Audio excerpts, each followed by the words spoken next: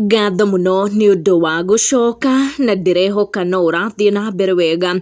Mumemerekia wa hau gatene wa ceceni wa Inooro TV Winrose wa Ngûi ni anyitukio ni Kîeha Kînene oriri a Kenya maracakaya gikuo kimatigite na Kîeha na maithori gikuo kia Liz Muthoni wa Nyoike mwambiriria na mutwarithia wa cukuru wa Nibs College. Winrose wa Ngûi onania Kîeha giake riria akorwo agiciana fans ake hamwe na followers ake. Her encounter with Liz wa Nyoike na uria Liz atigire muturire wake uhuthahuthite na wagiriire kuonania ahitukagira kiundu kiari kiritu muno. Winrose agicakaya gikuo kia Madam Liz wa Nyoike ugite Liz ni amuteithurire bara yari nditu muno kuona she was a personal friend and she came through personally for her during her toughest moment in her life when she was pregnant. Na during my first pregnancy when things were all tough, this woman really stood with me. She has always been very, very present in my life.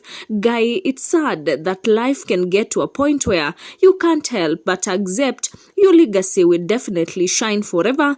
Go well, Liz. Ni ndumiriri iria mutangathio wa hau katene akorwo akirekereria agicakaya gikuo kia Liz Muthoni wa Nyoike akiuga personally Liz came through for her during the toughest time of her life when she was expecting her first child. Kuona ni akorwo akiuga ati ihinda riu riari iritu muno no Liz wa Nyoike kuona she was a generous woman, she was a motherly woman, she came through for her. Liz ni thiete na mbere gucakayo na ni gikuo giake ni giatiga ithenya inene kuona ni ahutitie ngoro cia ciari aingi aria marari na kanya thiini wa macukuru make ma Nibs, kanya ga gutigirira ati ciana ciao ni ciegwatira mathomo maria magiriire na thogora wa muhuko wao. Na ni ukuona bica iria mundu gwitwo Winrose wa Ngûi agikorwo akirekereria makiri na Madam Liz wa Nyoike, and also this message akionania ati even for her she has a personal encounter,